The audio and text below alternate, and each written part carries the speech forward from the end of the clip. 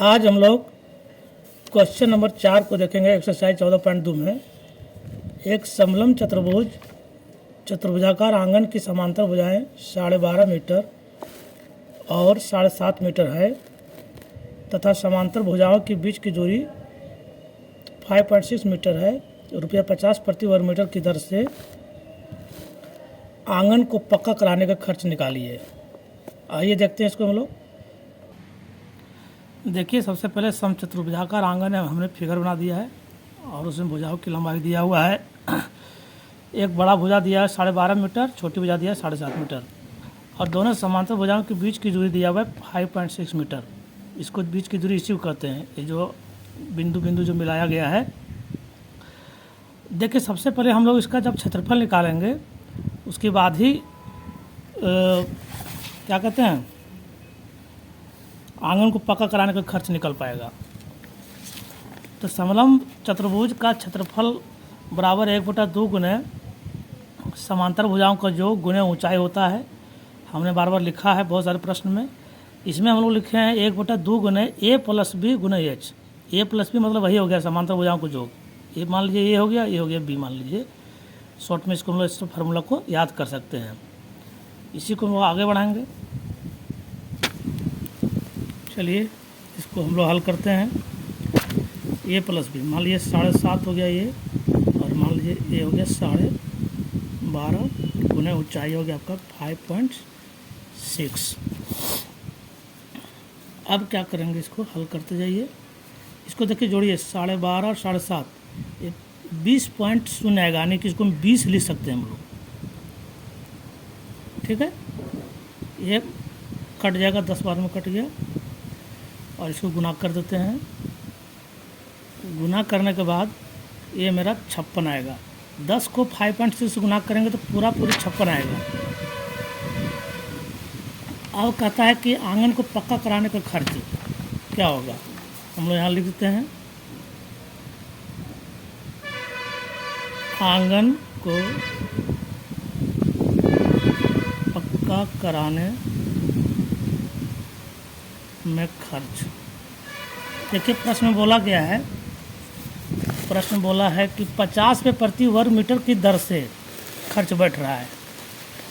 तो 1 मीटर में 50 रुपये बैठता है तो 56 में कितना होगा, 56 से गुना करना पड़ेगा इसको। हमने गुना कर दिया है। 2800 रुपया आंगन को पक्का कराने में खर्च गिरेगा। चलिए, ये प्रश्न मेरा हो गया। क्वेश्चन नंबर 5 को पढ़िए।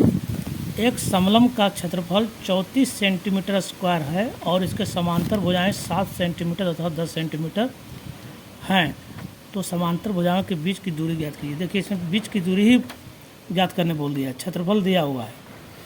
हमने फिगर को बना दिया है, समांतर चतुर्भुज बना दिया है। ऊपर वाली भुजा दिया हुआ है 7 सेंटीमीटर, नीचे वाली 10 सेंटीमीटर है।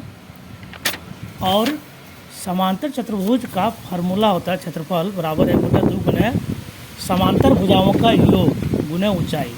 ध्यान रखिएगा, इस प्रश्न में ऊंचाई को ही निकालना है, लेकिन क्षेत्रफल, ये वाला क्षेत्रफल जो है दिया हुआ है प्रश्न में। देखिए, दिया हुआ है क्षेत्रफल 34 सेंटीमीटर दिया हुआ है। चलिए, तो ये क्षेत्रफल 34 सेंटीमीटर दिया हुआ है तो हम लोग इसके जगह में 34 लिख देंगे। 34 लिख दिया। 1/2 गुने समांतर भुजाएं जो है एक 7 है और दूसरा 10 है, गुने ऊंचाई तो निकालना है, जिसको h का h ही रहने देंगे। ये वाला ही ऊंचाई निकालना है हमको। ठीक है, इसको मान लीजिए h है। अब क्या करेंगे, ये आपका, इसको जोड़ें 17 हो गया गुने h।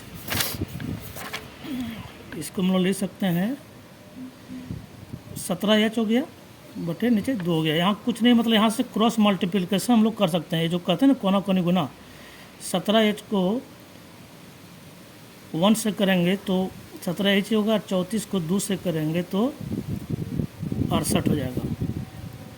इसलिए यहाँ से हाइट हमारा, ऊंचाई जो है सो निकल जाएगा 68/17। 17 चौक 68, यानी कि ऊंचाई मेरा 4 सेंटीमीटर निकल गया। ये ऊंचाई मेरा जो है 4 सेंटीमीटर निकला। चलिए, अगला प्रश्न को देख। किसी समलंब चतुर्भुज का क्षेत्रफल 176 सेंटीमीटर है। यदि समांतर भुजाओं में से एक 14 सेंटीमीटर हो तथा ऊंचाई 8 सेंटीमीटर हो तो दूसरी समांतर भुजा ज्ञात कीजिए। देखिए थोड़ा सा ट्रिक है सिर्फ प्रश्न में। एक भुजा दिया हुआ है 14 सेंटीमीटर और ऊंचाई भी दिया हुआ है और क्षेत्रफल दिया हुआ है, दूसरी समांतर भुजा को निकालना है। ठीक है, हम लोग फिगर बनाते हैं। पहले देखिए फिगर बना दिया है समलंब चतुर्भुज। एक भुजा 14 सेंटीमीटर दर्शा दिए हैं। हम एक भुजा हमको दिया है, कौन सा भुजा दिया है थोड़े पता है हमको। हम दोनों में से किसी को भी दिखा सकते हैं, इसको भी 14 दिखा सकते थे, मान लीजिए इसी को दिखा दिए हैं तो दूसरा भुजा हमको निकालना है। ऊंचाई 8 सेंटीमीटर हमारा दिया हुआ है प्रश्न में और क्षेत्रफल भी दिया हुआ है 176 सेंटीमीटर। चलिए फार्मूला लगाते हैं पहले हम लोग। समलंब चतुर्भुज का क्षेत्रफल बराबर 1/2 गुना समांतर भुजाओं का योग गुना ऊंचाई। चलिए क्षेत्रफल दिया हुआ प्रश्न में 176 सेंटीमीटर दिया हुआ है। हम लोग यहाँ इसके जगह पर 176 लिखेंगे या 1/2 गुना समांतर भुजा में से एक मान लीजिए 14 दिया हुआ है, मान लीजिए बी नहीं दिया तो इसको बी का बी ही रहने देते हैं। गुना ऊंचाई दिया हुआ है 8 तो 8 इसको हम लिख दिए।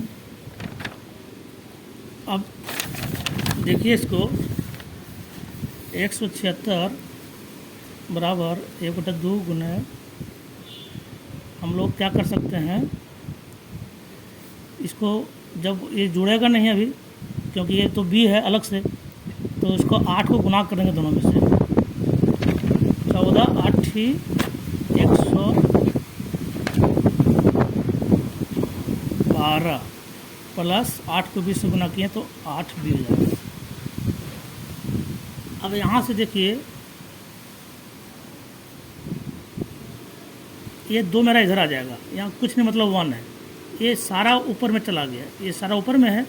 2 को इसमें कोना कोने गुना हम लोग कर सकते हैं, क्रॉस मल्टीप्लिकेशन कर सकते हैं। ये वाला इससे गुना होगा, मान लीजिए 2 को 176 से गुना कर दिए 176 गुना 2 और 1 को गुना करेंगे इसमें तो इतना ही ना होगा 112 प्लस 8 भी। देख लीजिए कहीं कोई समस्या नहीं होगी समझने में। अब हम लोग क्या कर सकते हैं, तो गुना कीजिए 14 12 2 बाकी 1, इसको गुना किए, इसको गुना किए तो 352 आया, 112 प्लस 8 गया। अब ये देखिए ये जो है सो चर हो गया, ये चर ये अलग रहेगा, ये इसको इधर लाएंगे, समान जाती है तो समान एक तरफ कर देंगे, ये 8 भी अपना इधर रह गया, घटाइए